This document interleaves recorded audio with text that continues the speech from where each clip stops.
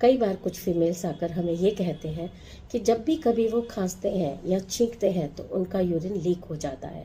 और होम्योपैथी में इसके लिए हमारे पास बहुत अच्छी मेडिसिन है, बट इस मेडिसिन को आप अपने नियर बाय होम्योपैथ से कंसल्ट करके ही ज़रूर लें। इस मेडिसिन का नाम है कॉस्टिकम 200। आप कॉस्टिकम 200 की जैसे आपको आपके डॉक्टर एडवाइस करें कुछ दिनों तक लें और आप देखेंगे कि ये कितने प्रभावित रूप से आपको फ़ायदा देते हैं।